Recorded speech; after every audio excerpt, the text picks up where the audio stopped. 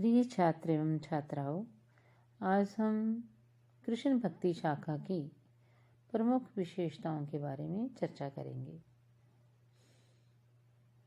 सबसे पहले कृष्ण लीला वर्णन। मध्यकालीन कृष्ण भक्त कवियों ने लोक रंजनकारी कृष्ण की लीलाओं का गायन किया है। कृष्ण भक्त कवियों का समान रूप से एक ही उद्देश्य था, रस, आनंद और प्रेम की मूर्ति श्री कृष्ण अथवा राधा कृष्ण की लीलाओं का गायन। वे व्रजरस, कृष्ण रस और राधा रस का सतत पान करते रहे। सूरदास कृष्ण कवियों में प्रमुख हैं।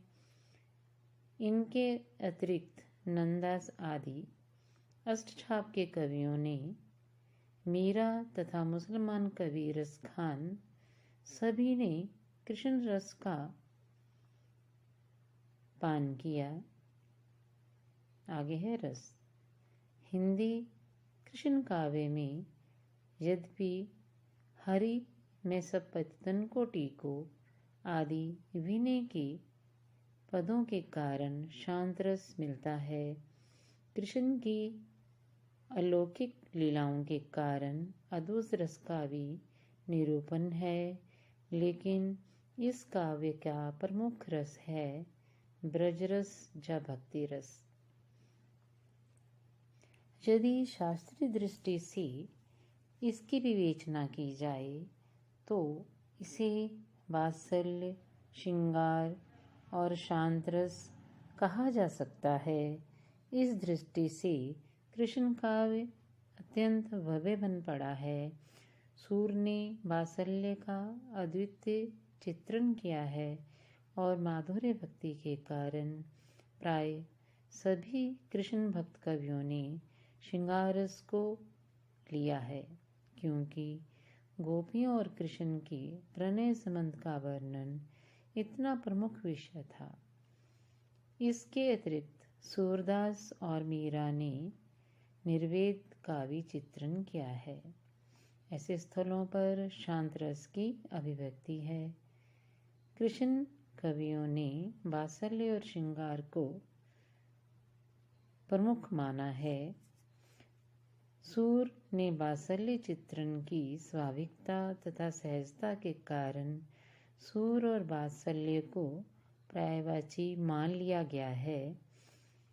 कृष्ण के ब्रज में रहते हुए और छोड़कर चले जाने पर दोनों स्थितियों में यशोदा, नंद, गोपियों के हृदय में उठने वाले भावों की अभिव्यक्ति सूरसागर में है। वात्सल्य के अतिरिक्त सख्य में भी कृष्ण भक्त कवियों ने अद्वितीय कौशल दिखाया है। केवल वात्सल्य में ही नहीं, सख्य में भी सूर अद्वितीय हैं। वात्सल्य वर्णन में परमानंद दास भी महत्वपूर्ण स्थान रखते हैं। कृष्ण भक्ति काव्य में माधुर्य रति का अद्वितीय चित्रण है। इसे काव्यशास्त्र में श्रृंगार माना गया है। बालपन के सखा सखी यौवन में प्रवेश पाते ही प्रिय प्रिया बन जाते हैं। इनका प्रणय स्वाभाविक ढंग से उदय हुआ है, अतः उसकी जड़ें गहरी हैं और उसे वीर्य का तुषार नष्ट नहीं कर सकता। संयोग और वियोग दोनों पक्षों का सुंदर चित्रण है। संयोग में कृष्ण राधा का सौंदर्य, गोपी प्रेम, चीरहरण, रासलीला, दानलीला आदि को लिया गया है। इस वर्णन में ना तो अस्वाभाविकता है, ना ही अश्लीलता, ना वासना का स्पर्श। इन कवियों ने इसे अलौकिक रूप दिया है। संयोग की अपेक्षा वियोग का सूरदास और मीरा ने अधिक सफलतापूर्वक चित्रण किया है। आगे है भक्ति भावना। कृष्ण भक्ति का मूल भाव एकमात्र भगवत रति है। पात्र भेद के अनुसार इसे वात्सल्य, सख्य और कांता भाव के रूप में मान लिया गया है। इस रीति में सांसारिक विधि निषेध, लोक, वेद, मर्यादा सभी नगण्य है। कृष्ण भक्त कवियों ने दास्य भाव के विनय पद भी लिखे हैं, किंतु उन्होंने अधिकतर सख्य अथवा कांता भाव को अपनाया है। कृष्ण भक्त कवियों ने कांता भाव में परकीय प्रेम की अधिक वर्णन किया है। इसके अतिरिक्त नवधा भक्ति के अन्य अंगों का भी वर्णन है। आगे है विषय वस्तु में मौलिकता। हिंदी साहित्य में कृष्ण काव्य की सृष्टि से पूर्व संस्कृत, प्राकृत तथा अभ्रंश साहित्य में कृष्ण भक्ति की पर्याप्त रचनाएं लिखी जा चुकी थी। इस सारे कृष्ण काव्य का आधार ग्रंथ भागवत है, परंतु उसी भागवत का अनुवाद मात्र नहीं कहा जा सकता। कृष्ण चरित्र के वर्णन में इन कवियों ने पर्याप्त मौलिकता का परिचय दिया है।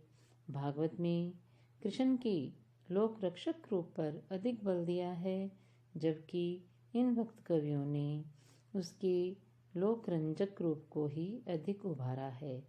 इसके अतिरिक्त भागवत में राधा का उल्लेख नहीं है, जबकि इस साहित्य में राधा की कल्पना करके प्रणय में अलौकिक भव्यता का संचार हुआ है।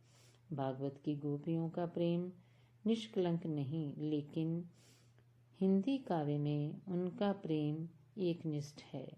विद्यापति और जयदेव का आधार लेते हुए इन कवियों के प्रणय प्रसंगों में स्थूलता का सर्वथा अभाव है। आगे है प्रकृति चित्रण। भाव प्रधान काव्य होने के कारण इसमें प्रकृति चित्रण पृष्ठ अथवा उद्दीपन रूप में हुआ है। प्रकृति के स्वतंत्र रूप का चित्रण ना के बराबर है, फिर भी इन कवियों ने प्रकृति के कोमल और कठोर, मनोरम और भयानक दोनों रूपों को लिया है। संसार का कोई भी सौंदर्य इनकी आंखों से छूट नहीं सका। मानव हृदय की अमूर्त सौंदर्य चित्रण अर्थात रस निरूपण में इन कवियों ने उस भावना और कल्पना का परिचय दिया है जिससे इनके पूर्ववर्ती कवि सर्वथा अपरिचित थे।